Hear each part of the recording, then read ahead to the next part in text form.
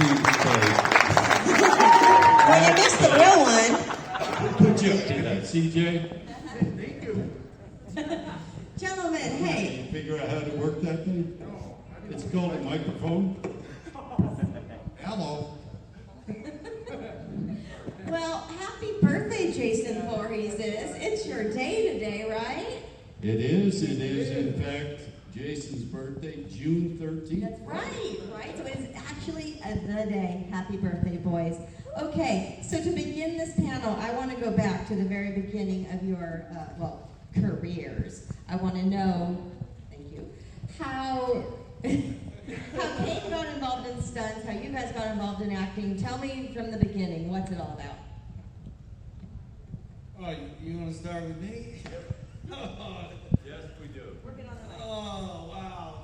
It's just all shock that this is all happening. It's a shock that the brand got where it is today. But I guess I'm in the beginning. I auditioned in New York for another part in the film, the John Fury part.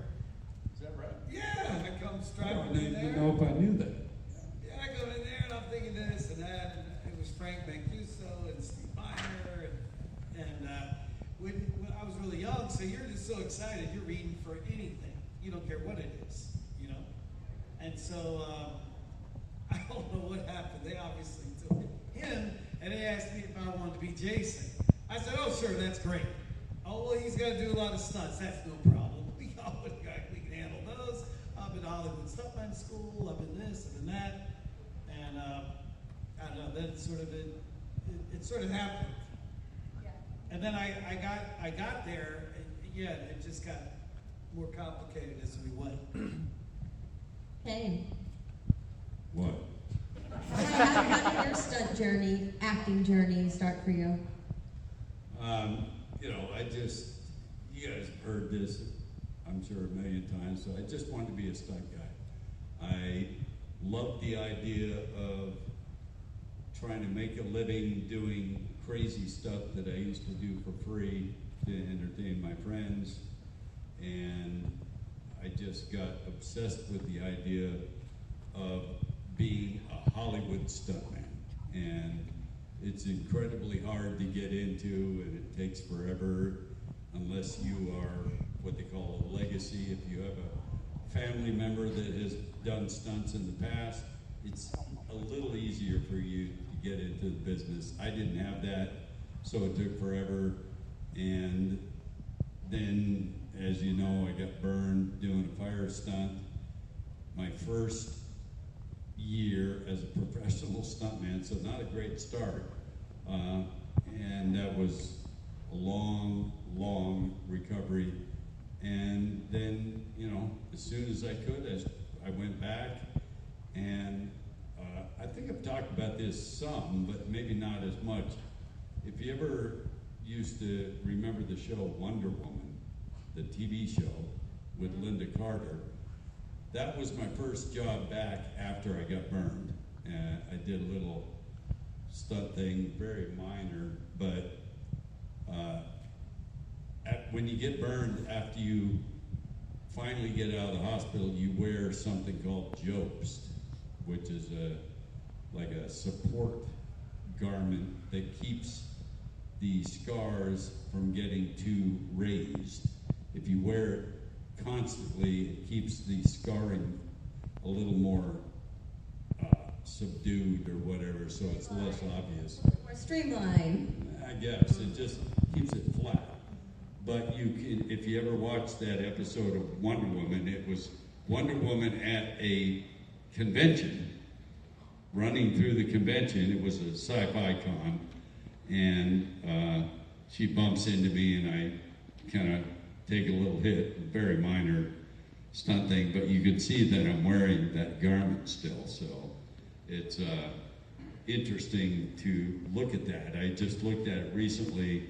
I hadn't looked at it for a long time, but as soon as I could, I got back into stunts and just was happy I was making a living doing stunts. And then John Beekler decided I should be Jason, and changed my whole career.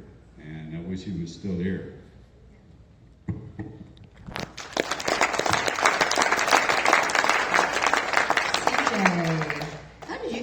in this crazy thing called acting? I know Kane always gives me a hard time because I don't give myself enough credit.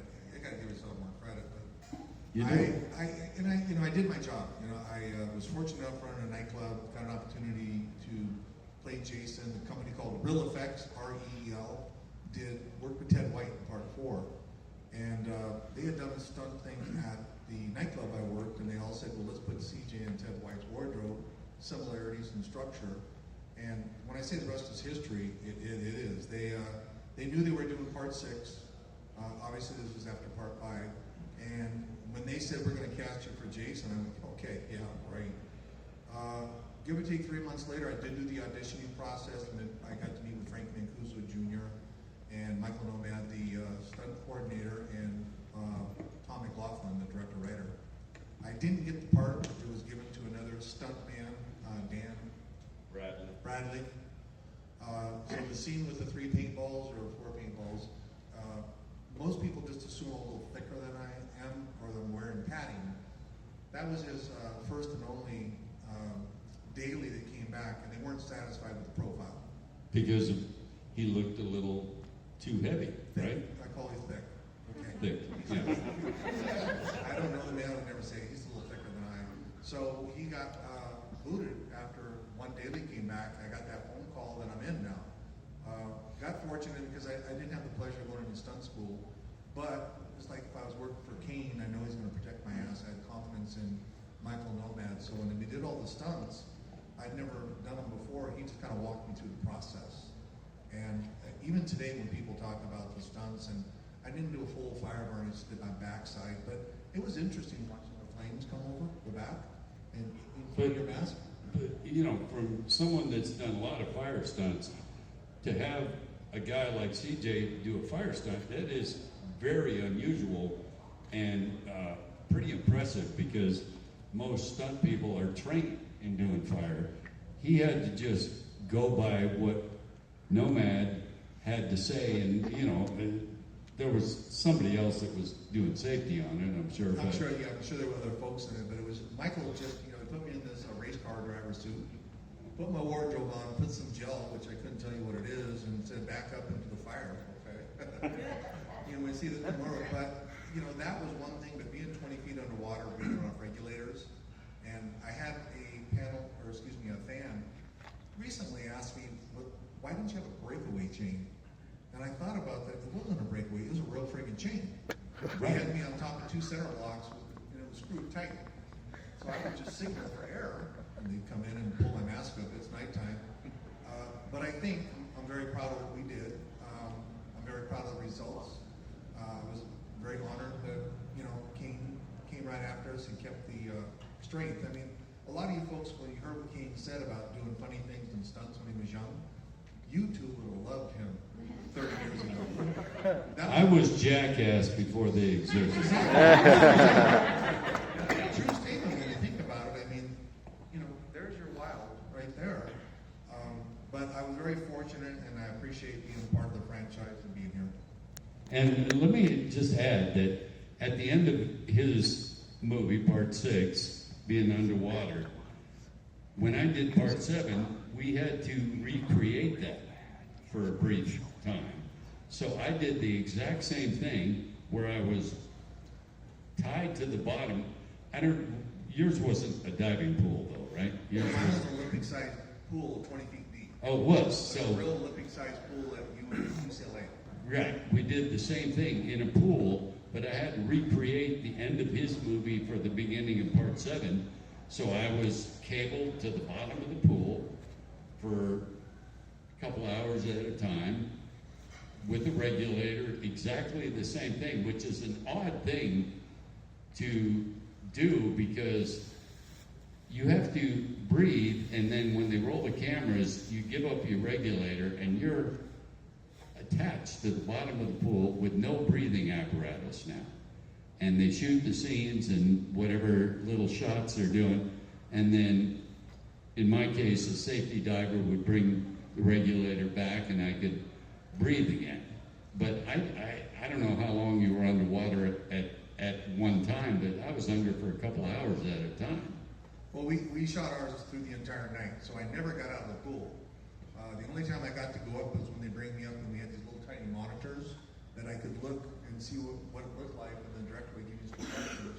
My two safety divers would take me back down to the two center blocks, and then they put the chain around me, which was like weight to keep me down. And I would just signal, like you said, for air, and again, pitch black, so they would just lift my mask and clear the regulator. I mean, at that point, like you're saying, it's, if you're out of air and you're signaling, you don't have a lot of time left. So if they decide to leave your ass down there, you're in trouble, because there's no way you're going to get unscrew a chain and no you're way. freaking out. It's, conservatively, 15 feet to the surface, you're over. And when we did ours, I don't know if it was the same with yours. We haven't really talked about this all that much, but John Beekler was the director outside the pool, would speak on a microphone, and I could hear him perfectly underwater. Oh, we didn't have that. Yeah, he would That's why tell I me. love to do this with the little camera.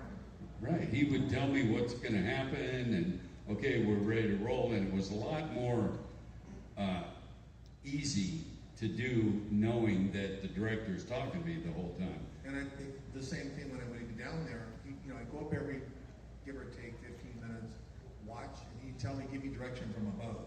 So we didn't have the underwater, but as soon as I got down, and I could hear the clicking of the camera, and that was my indication it's running, kind of like, let's go. And then we go through the motion, and then again, when I was done, we just kept going back and forth and up and down and up and down. My safety divers had quarter-inch suits on, wetsuits. Yeah. There was a point where they started complaining how cold they were. Now, I'm just in wardrobe, all right? But they're like, director's like, well, you want to get out and get warm. And you all know that once your body gets down to a temperature, you don't want to get out and warm up. You want to just stay where you're at. So we finished. It was early morning when we finished. But I remember the divers, quarter-inch wetsuits, and they're complaining they're cold. So, And I remember at the beginning of our underwater stuff was done in 2 days, and it was the last 2 days of shooting the film.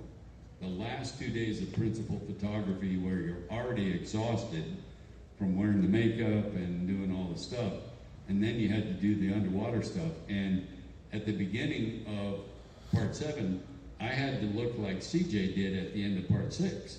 So I had gloves on that I never wore in part 7, but to establish that it was still kind of how he left the end of his movie, that was the wardrobe. And then time passes and the decay happens, and I don't have gloves on anymore and stuff. So it was, it's a lot more difficult than you would think. we twins.